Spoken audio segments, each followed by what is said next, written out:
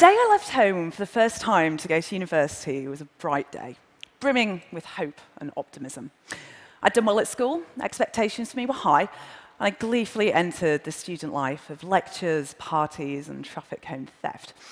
Now, appearances, of course, can be deceptive, and to an extent, this feisty, energetic persona of lecture-going and traffic cone stealing was a veneer, albeit a very well-crafted and convincing one.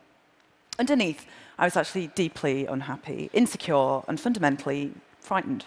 Frightened of other people, of the future, of failure, and of the emptiness that I felt was within me. But I was skilled at hiding it, and from the outside, appeared to be someone with everything to hope for and aspire to.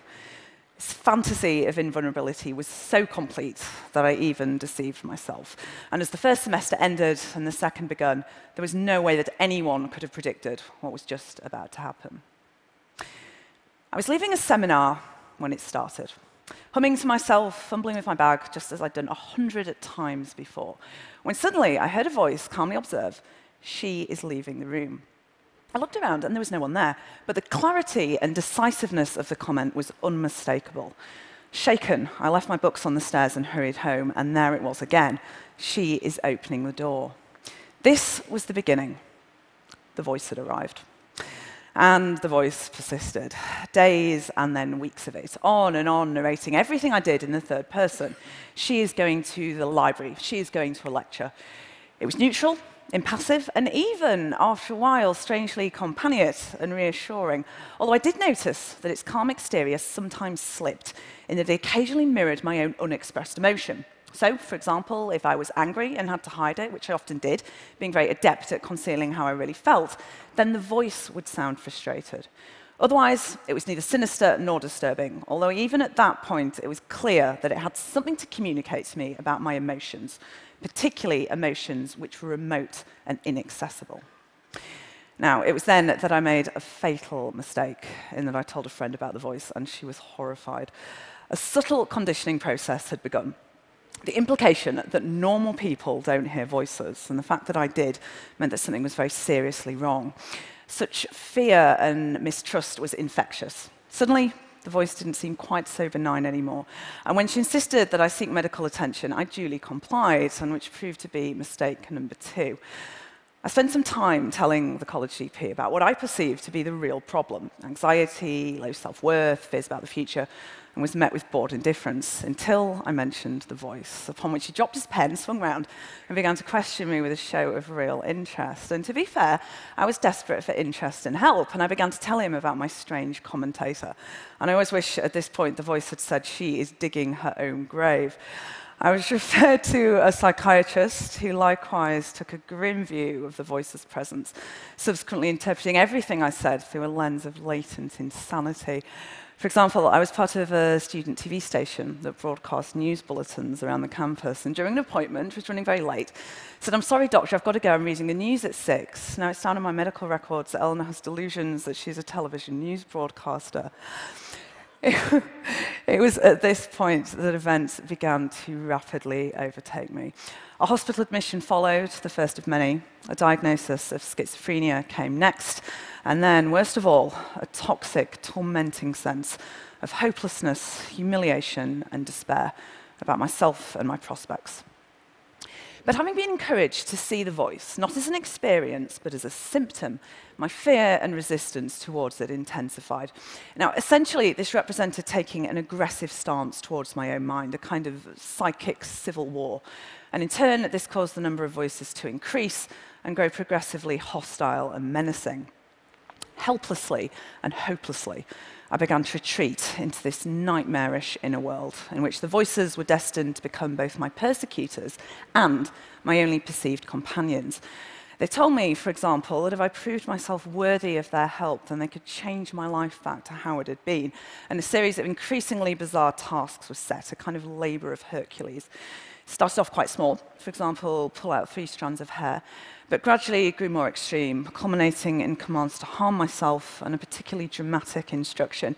You see that tutor over there? You see that glass of water? We have to go over and pour it over him in front of the other students. which I actually did, and which, needless to say, did not endear me to the faculty. In effect, a vicious cycle of fear, avoidance, mistrust, and misunderstanding had been established.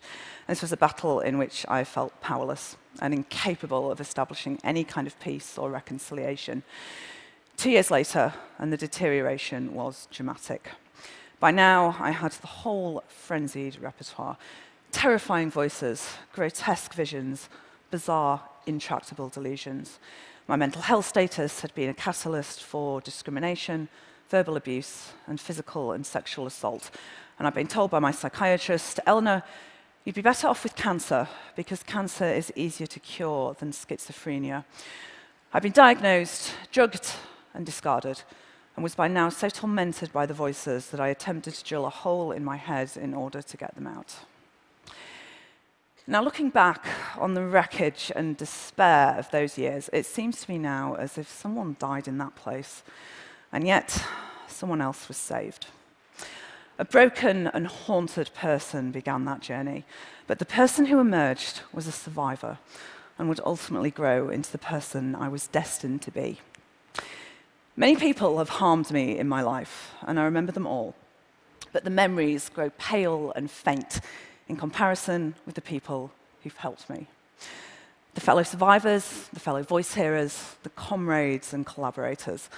The mother who never gave up on me, who knew that one day I would come back to her and was willing to wait for me for as long as it took. The doctor who only worked with me for a brief time, but who reinforced his belief that recovery was not only possible, but inevitable. And during a devastating period of relapse, told my terrified family, don't give up hope. I believe that Eleanor can get through this. Sometimes, you know, it snows as late as May, but summer always comes eventually. 14 minutes is not enough time to fully credit those good and generous people who fought with me and for me and who waited to welcome me back from that agonized, lonely place. But together, they forged a blend of courage, creativity, integrity, and an unshakable belief that my shattered self could become healed and whole. I used to say that these people saved me, but what I now know is they did something even more important in that they empowered me to save myself. And crucially, they helped me to understand something which I'd always suspected, that my voices were a meaningful response to traumatic life events, particularly childhood events, and as such were not my enemies, but a source of insight into solvable emotional problems. Now, at first, this was very difficult to believe, not least because the voices appeared so hostile and menacing. So in this respect, a vital first step was learning to separate out a metaphorical meaning from what I'd previously interpreted to be a literal truth. So, for example, voices which threatened to attack my home, I learned to interpret as my own sense of fear and insecurity in the world rather than an actual objective danger. Now, at first, I would have believed them. I remember, for example, sitting up one night on guard outside my parents' room to protect them from what I thought was a genuine threat from the voices, because I'd had such a bad problem with self-injury that most of the cutlery in the house had been hidden. So I ended up arming myself with a plastic fork, like picnicware, and sort of sat outside the room clutching it and waiting to spring into action should anything happen. It was like, don't mess with me. Got a plastic fork, don't you know? No, strategic. But a later response, and much more useful, would be to try and deconstruct the message behind the words. So when the voices warned me not to leave the house, then I would thank them for drawing my attention to how unsafe I felt, because if I was aware of it, then I could do something positive about it. But go on to reassure both them and myself that we were safe and didn't need to feel frightened anymore. I would set boundaries for the voices and try to interact with them in a way that was assertive yet respectful, establishing a slow process of communication and collaboration in which we could learn to work together and support one another. Throughout all of this, what I would ultimately realize was that each voice was closely related to aspects of myself, and that each of them carried overwhelming emotions that I'd never had an opportunity to process or resolve.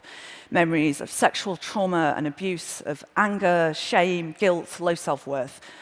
The voices took the place of this pain and gave words to it. And possibly one of the greatest revelations was when I realized that the most hostile and aggressive voices actually represented the parts of me that had been hurt the most profoundly. And as such, it was these voices that needed to be shown the greatest compassion and care.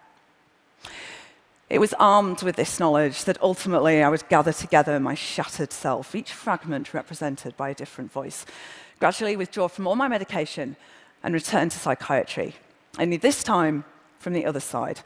10 years after the voice first came, I finally graduated, this time with the highest degree in psychology the university had ever given, and 1 year later, the highest master's, which I always say isn't bad for a mad woman. In fact, one of the voices actually dictated the answers during the exam, which technically possibly counts as cheating. And, and to be honest, sometimes I quite enjoyed their attention as well. As Oscar Wilde said, the only thing worse than being talked about is not being talked about. It also makes you very good at eavesdropping because you can listen to two conversations simultaneously, so it's not all bad. I worked in mental health services, I spoke at conferences, I published book chapters and academic articles, and I argued, and continue to do so, the relevance of the following concept, that an important question in psychiatry shouldn't be what's wrong with you, but rather what's happened to you. And all the while, I listened to my voices, with whom I'd finally learned to live with peace and respect, and which in turn reflected a growing sense of compassion, acceptance, and respect towards myself.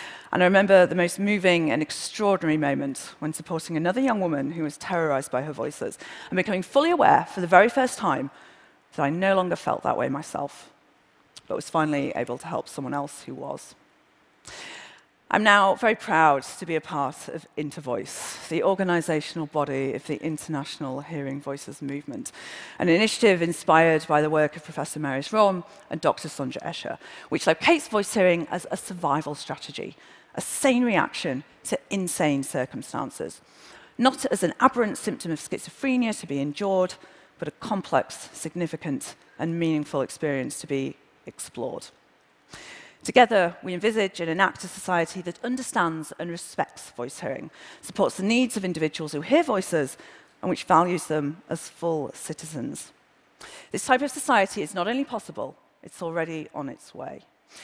To paraphrase Chavez, once social change begins, it cannot be reversed. You cannot humiliate the person who feels pride. You cannot oppress the people who are not afraid anymore. For me, the achievements of the Hearing Voices movement are a reminder that empathy, fellowship, justice, and respect are more than words. They are convictions and beliefs, and that beliefs can change the world. In the last 20 years, the Hearing Voices movement has established Hearing Voices networks in 26 countries across 5 continents, working together to promote dignity, solidarity, and empowerment for individuals in mental distress, to create a new language and practice of hope, which, at its very centre, lies an unshakable belief in the power of the individual. As Peter Levine has said, the human animal is a unique being, endowed with an instinctual capacity to heal and the intellectual spirit to harness this innate capacity. In this respect, for members of society, there is no greater honour or privilege than facilitating that process of healing for someone, to bear witness, to reach out a hand, to share the burden of someone suffering, and to hold the hope for their recovery. And likewise, for survivors of distress and adversity that we remember, we don't have to live our lives forever defined by the damaging things that have happened to us. We are unique, we are irreplaceable. What lies within us can never be truly colonized, contorted, or taken away. The light never goes out. As a very wonderful doctor once said to me, "Don't tell me what other people have told you about yourself. Tell me about you." Thank you.